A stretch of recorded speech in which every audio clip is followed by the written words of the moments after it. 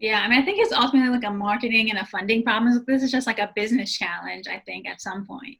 Yeah. Everyone can't, there should be a variety of school options for all the different types of kids that exist, and families should be able to pick, whatever fits. Because what I'm hearing you say, Laura, is that it's not just like, is this the best educational program for my child, but it's like, what about cost, what about convenience, what about culture, what about all these other things? And you Hmm. have to make a decision as a family of like, of all my options, which is the best of whatever is available, given all of my considerations. And so I think they're like here in Atlanta, we've seen schools that were focused around like, this is a safe space for children of color to be able to pursue this, but without the funding, without the resources, without the access, like it doesn't work. But that's an issue that so many Black businesses face. And I would venture to say, perhaps even especially in the South, that it's, what do I want to say on a recording? But it's hard. It's a harder lift to get people to trust Black business owners or Black school leaders versus others. And even if the program is like really similar, and how do you, even sometimes once people are in the school, like the kinds of questions, like I don't know that you would ask that to Mm. a different school leader. I don't know that you would have that question or have that concern. I think you might give me the benefit of the doubt on that. And so I think What there's kind just of a lot question? of, so many. Like just two, because I have, there are little micro moments that happen for me, that, I mean, at least the ones that I acknowledge I kind of take advantage of, like I in some sense benefit from, but I'm curious to know what questions or comments you get. I mean, there are a lot of different ones, but I think one that's coming to mind right now is, when we were trying to explain to parents about like, here's how our transcript works, and Mm. we feel really confident that colleges will accept this if that's the path you choose to take, and being like, did you really like check this with a college? Has anyone actually reviewed this? And to have to really defend, I've talked to like all of these colleges, and we've done all of these rounds of revisions, and there was, I don't know, and maybe I'm just sensitive about it or something, but sometimes I'm like, I don't know that that was a reasonable question to ask me as a professional in this setting. Yes. Yes, I am prepared. Yes, I will take care of your child. Mm. So I think there's just a lot of barriers to developing, if we're just talking about more or less traditional learning spaces for more, as I think, natural learning spaces for children of color. A lot of barriers inherently, and getting families who have been traditionally like kept out of a traditional system and we've all been taught to believe that like acceptance into the system is the ultimate goal, to then ask them to question that system and choose something else, even if it ties back to something more natural in our heritage. And then there's the piece of it ultimately being a business and needing to be successful as a business. And how do you find enough people to like sustain that, and to invest in you? There's other schools where they met someone through a connection, and that person said, here's $1 million, let me buy you a Ooh. building. you know Hey, I haven't met those people. you don't know that person. I don't know those people. Yeah. So there's Yeah. the business side and there's the Yeah. family side. So there are a lot of, and then there's just like just a systemic piece of all of it. So there are definitely a lot of layers, but I think that to some extent, Acton Academy has shown us, even Montessori to some extent has shown us that like there is a pathway to like mainstream, market viability, Yeah, yeah, or just from the business side of it, a high tech high, there's some examples that we can pull from, you know. yeah. I feel you on that. And that's something that when I tell you, I mean, when I was first coming up with the idea and what type of school I wanted to be at to start, I would go back and forth from like, okay, do I want to start one? Or like, because I was like, I want to be this kind of educator and like have much more freedom and creativity, um, and stuff, and really sort of do something different than what's out there. And at the same time, like my people are, most of them, all of them are in the system, and even the ones who are willing to leave that, like, I don't know how far out they're willing to go, how far are they willing to tread.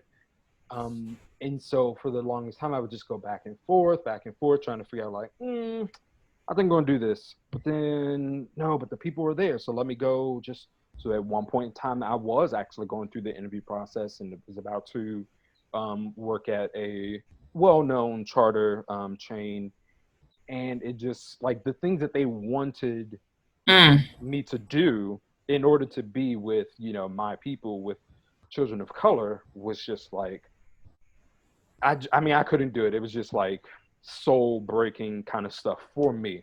Somebody else might be able to manage it. It just wasn't going to work for me.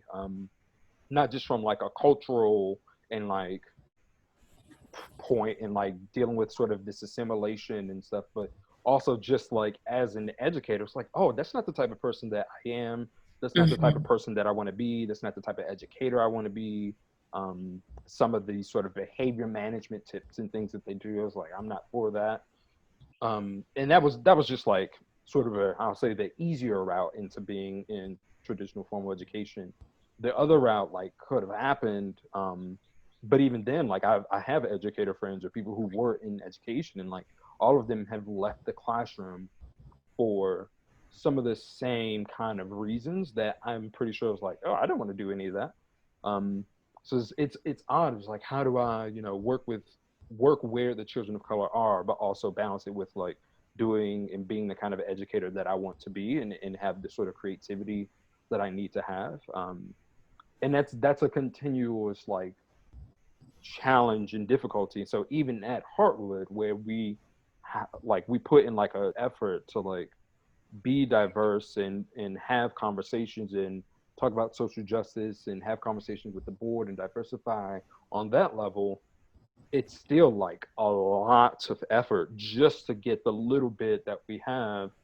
And even then, like the personal sacrifices that you end up having to make in order to do that. And I know Laura could talk about that endlessly. It's just like what you have to do as an individual just to make this happen. Don't have kids, y'all. Just basically. Yeah. I mean, I think about that all the time. It's like, man, if I wanted to start a family tomorrow, some things would be rough, if not impossible to do. So yeah, I mean, it's a constant challenge, and I'm always wondering like, I have a question that I'm curious about. I wonder if to some extent the lift is easier when the kids are younger and parents feel some more flexibility versus as they get into the teen years. Totally. I disagree. I think it's... You don't think so? No, I mean, I'll say this. It's easier for them to come to us when they are 5, 6, and 7, but inevitably at some point, like they get worried, and they end up wanting to convert or thinking about converting back over to a more traditional system. It's just, and I think of that as just like, yeah, everybody wants to see their 5, 6, 7-year-old play more and laugh more and have a great time. Like nobody wants to see them depressed coming home with, a heavy backpack and 25 worksheets. Like nobody wants that. So it's easy to be like, I'll send them to Sudbury. I'll send them to an ALC. I'll send them to a project-based learning tool, whatever. Like, but, oh, you're 10 now? I'm going to need you to be on level with everybody else now. Yeah. The playtime's over. Sure. That's kind of what I see. Yeah, okay. So my question is, have you, as an alternative school, I guess is the phrase I'll use, leader, what do we call the connectivity between all of our schools? Micro schools? I don't know. Definitely micro schools, definitely alternative. Non-traditional. Okay, we'll go with that. Have you ever been called a sellout for choosing that environment over like a public school where you can, you're like a highly educated, Morehouse, MIT educated Black young person to be in there with the struggling youth? Anybody ever come to you with that? I wouldn't say the word sellout, no. But like, I think there's also always this conversation, especially in Atlanta with some of the public school challenges in the area, this conversation of like, how do we help the public schools as like the primary focus of what education reform should look like? But it's like with all of the restrictions around testing and bureaucracy, it's like how much innovation is really possible with all of those things in place. And where do we, like charter schools, that was the design, that was the intention, that those would be the spaces for innovation. But then they still came under a lot of those same restrictions, or just like a for-profit capitalist mindset. And now these micro schools are the space, and how do we create pockets of investment and support for these spaces to really push these ideas? That to me is the challenge, where I see not necessarily being called a sellout, but like questioning, but you're doing that over there for these like rich kids, or these are private school kids or something. It's like, are they private school kids? Like, we're not paying 20 grand a year. This is like 5, 6, 7, 8 grand a year. Right. This is accessible on the scale of private school. Often less than like what the public system is per pupil. Funding for a private school, and we're doing amazing things with students. So, I think there's definitely like a mindset shift that needs to happen on a lot of different levels. But for me, that definitely goes back to the marketing piece. We really need a strong advocate who we can just like convince, and who can get it, and who can go and tell all the other people in the matrix to come to the light. Take the red pill. Hey, red pill. I think no one's ever called me that. Really? Suggested it. I'm shocked.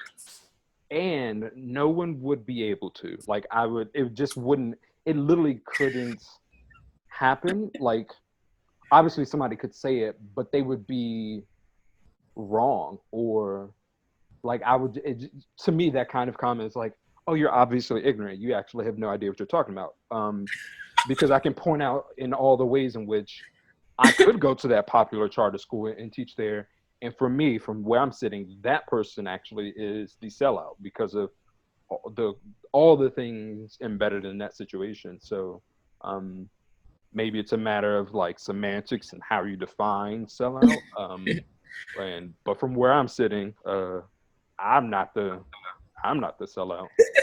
You been called a sellout, Lora? Okay, y'all. So, I did the TED Talk, and most of my feedback was just very lovely. But of course, I think probably like the second day it was on YouTube, somebody put a comment on the video, and there's like now there's like dozens of like really nice comments, but there's this one that was like, I just watched this whole talk and it was so great, and I was so excited that she was out here like uplifting our Black and brown children, and then I go to her website and what do I see? And I was like, don't read the comments, what did Chance say? Don't look down. Don't read the comments. Because that really stuck with me, obviously. Yeah. But it might have been, I think it turned out to be constructive criticism. Because my life was already sort of on that trajectory of like being more socially justice minded and whatnot. But anyway, I was just curious if you also had that experience. Mm-hmm. I just wanted to point out that if you gathered 10 Black parents, the conversation would have been different.